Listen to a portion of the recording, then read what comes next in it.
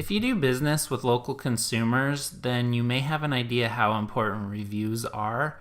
If you don't, then you should really get on Google and search for something that somebody, one of your clients or customers might search to find your business. Just go into Google and search your type of business. Like if you're a dentist in whatever city you're in, and see what comes up. See what consumers are seeing. If you do that, then you'll really have a good idea of what you need to do in order to be seen and get more business. So if you have people that you work with regularly, maybe you have a loyal customer base, but you really want to grow beyond that and expand, you have a really powerful route to get more customers. And reviews is where it's at. So, if I search locksmith in Boston, this is the first thing I'm going to see. Some people are going to click on the ads. There's a sponsored section at the top and an ad right here. But in the organic section, there's a map and 3 listings. Now, these are the top, what Google thinks are the most important businesses for this area. This isn't always consistently the same, but there are businesses that will appear here more than others. So you'll notice one thing in common is they have reviews and they have good reviews. But Google gives you gives a good mix of companies. You see there's a ton of dots up here, but 3 have prominence. Those are going to get the most calls, the most visits. They're going to get the most business when somebody is searching for a locksmith in the Boston area. So you'll notice, what do these have in common? They have a lot of reviews. These have good ratings, 4.9 star average. And look at the number of reviews here, 107, 53. This is the only outlier, and Google may have just put it in here to give people an option, give this one a chance too. But what's going to stand out to people searching for a locksmith? I would say most people are going to call one of these two. With 107 reviews and 53, they're definitely going to want one of these over another because and especially this one, especially if it's after hours or something. This one's open 24 hours. That one is, even though it has less reviews, they're still great reviews. I don't think 53 reviews is going to be looked down upon any more than 107. 107 is great, but when you get in those numbers, 53 looks good also. Even 30 would still look really good. 4 would be a little more questionable. It's pretty easy to maintain a 5-star average when you only have 4 reviews, so people aren't going to trust that as much. According to statistics and everything, people really want to read these reviews. They want to see that a business is trusted by their customers. So they read, on average about 7 reviews before they even do business with someone. For a locksmith, somebody's looking really quick. They want help. They want help now. Maybe they're locked out of their house or car, or maybe they really need, they aren't feeling safe. They want their locks replaced. Maybe a key got lost. So they're looking for someone right now. They want immediate gratification. I don't know how much price hunting they're going to do, but chances are between these listings here, these first 2 are definitely going to be the first choice to call. You can see, there's, this one's on the maps listing too, this first one in the organic results. They probably aren't going down in these organic results and searching too much. The most someone might do in the organic results is look for like these best 10 articles. Like Yelp has some that they're generally pretty popular. Yelp will have top listings for a lot of keywords, or other review sites might have a top listing in the search results. So those are also very important. Those give your business more prominence. So if you click over in the top 10, you can see, of course, there's advertised ones. And then you can see reviews play a big part in this. 19 reviews, 5 stars. This has less stars than the next one, but it has so many more reviews that it's actually ranked in the number 2 place. And it's hard to tell what a consumer might look at, like 4 stars, but it has 34 reviews. That's sometimes more important than a 5-star rating with only 3 reviews. So you can see, these might be this is a good opportunity to make it in a top spot too. It's not as prominent as Google. Google's own organic results. This is going to be much more prominent, but it's very, very important to be in this list. And you can see, that in this case, there's not as many ads above the map. There's there's four ads in there, but not nearly as many before you get to here. And these are all very comparable. 80 reviews, 72, 69. People are going to look at these pretty closely. They may, because they're so close, they may even look into more places. If you click on here, then you're going to see a whole lot more reviews. And, people can sort this by open 24 hours, open on certain days. They only want to see, 4.5 stars average and up. So, look at all these. There's a lot of competition. So, in order to make it into prominence where you're getting a lot of business from search, you have to get reviews. It's pretty much a necessity. If you're not doing it now, then you need to be doing it in the future, or you could risk, even if you're good on reviews right now and you're pretty level with your competitors, at any minute, somebody can come up from behind you and start taking your business away. If they push you down in the results, start getting the reviews, then that's something you definitely want to be aware of. And you can see on the orthodontic search, Yelp, the top 10 in Yelp. For things like a roofer, maybe we'll search for Denver roofer. You're going to see 25 best roofers. You're going to see Home Advisor. So that's a pretty prominent site. And then again, reviews. These are really important. People are going to trust this one and this one above this last one here. So those are really, really important. And then maybe searching for a plumber, there's going to be something else. Home Advisor is in the top listings here, and then Yelp is also. These two, they have really high ratings in the organic results, but only one of them, Time Plumbing, has prominence in here. People probably aren't as likely to click on these results. They're looking at star ratings and business information in here. So that's really important. Those reviews are extremely important. So here's where the trick comes in, is how do you get these reviews? People will leave reviews on their own. It's true. There are ways to do that. But most places say ask your customer. The only online review site that doesn't want you to ask for reviews is Yelp. But other than that, you're pretty wide open as far as asking for reviews, letting people know you're on a review site and you'd appreciate it if they could, leave their feedback. So how do you do that? You can email them. If you have your people you worked with, if you have their email address, email them asking if they could leave a review on a certain site.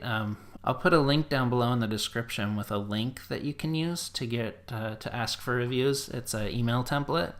And then you could call them also, either call or text them if you have that. Just make sure with text, though, you get their permission, because some people are still on plans that charge for texts, and you don't really want to get on the bad side of someone, so you just make sure you get permission with that first.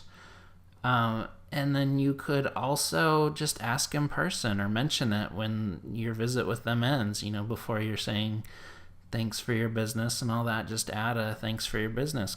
I'd really appreciate it if you could share your experience on, Google or Yelp or whatever, or you could even ask them, I'd really, would you mind if I send you a link to share your experience on a review site?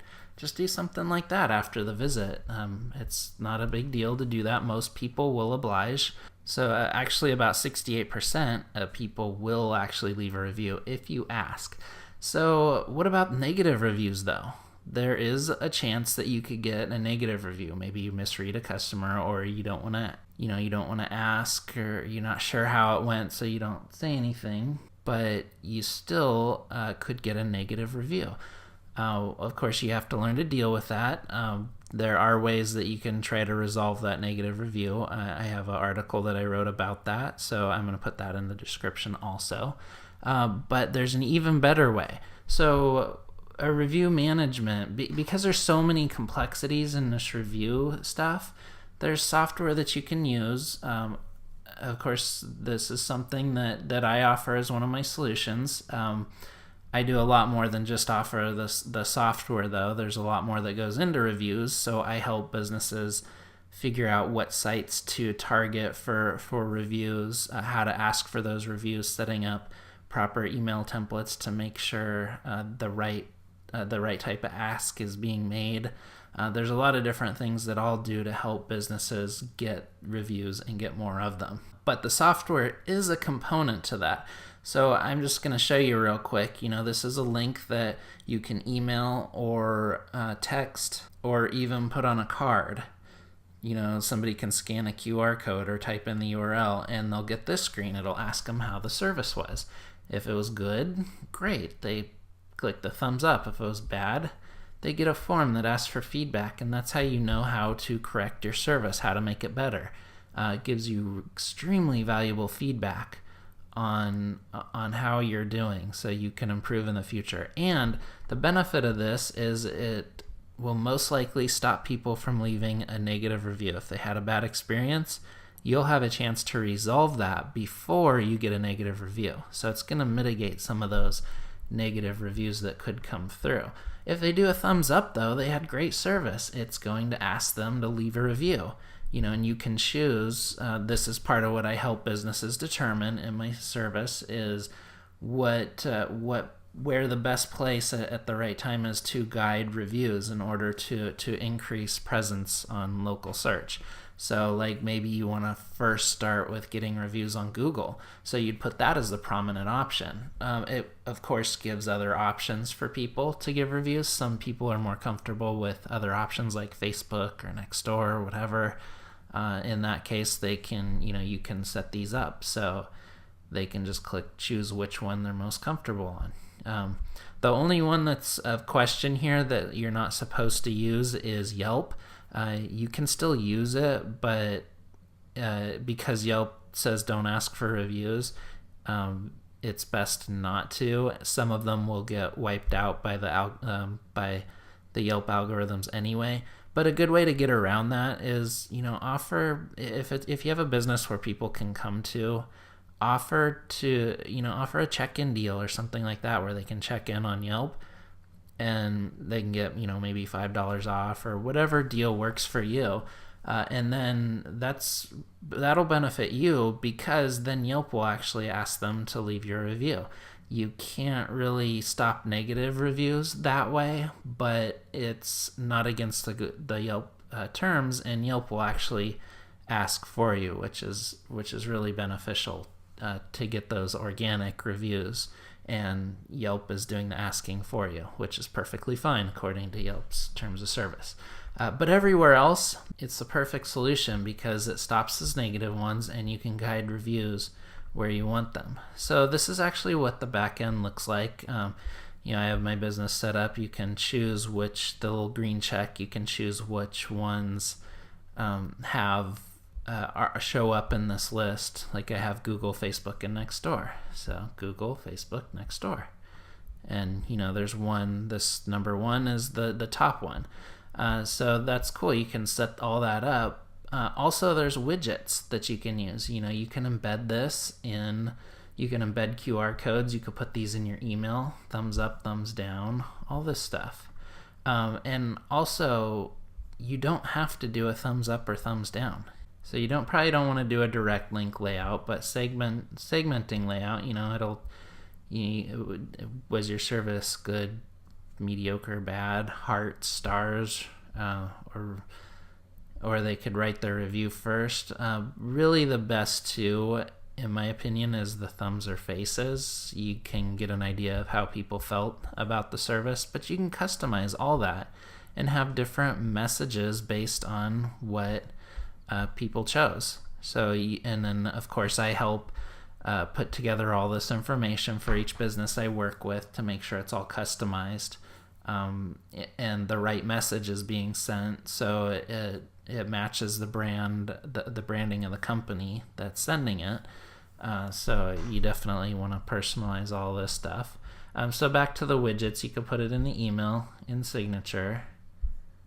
And then invites. This is where the magic happens. So when you when you work with someone, you have an email address or a text, phone number that can be sent texts, and this information can be imported into the system. And with emails that I've helped configure, it actually sends a drip campaign. You can see there's actually a 3-email drip campaign that's sent.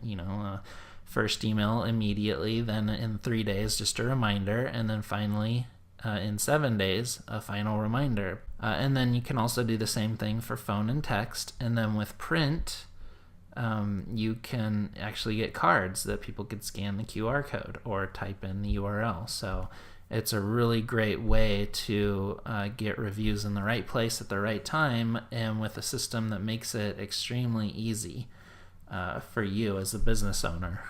It takes all the pressure off of you for deciding where the best places to get reviews are, because there's a lot that goes into that. And the beautiful part of it also is it will it'll monitor feedback that you receive. So when people leave feedback, it'll show up in your dashboard, and you can get notified of this and even respond to this feedback. You can click the respond button. It brings you right to the review. And then also reporting, so you can see what reviews, where you have them. And of course I'll send you a report once a month to see where we're at on creating reviews and all that. But you'll get full analytics on where how many visits your profiles are getting, how many people are leaving ratings, all this information to see how well your profile is doing. So make sure, even if you're not, I'll put a link to this solution down in the description. It'll actually be the first link in there, so you can check out what the solution is. There's a lot more than just the software that I help each local business with. But you can check that out and learn more about how it all works and how it'll help your business grow. So if you have any questions, of course, you can leave them on the blog post on my website, in the comments of the video, or just head to my website, give me a call, whatever you want to do. I'm always available for questions, and I'm not hard to get a hold of. So good luck getting reviews, and good luck growing your business. Thanks for watching.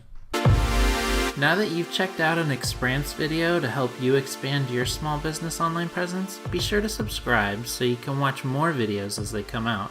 Or you can check out the ebook that will help you grow your email list without even having a website, in case you don't have one. Or you could check out another video.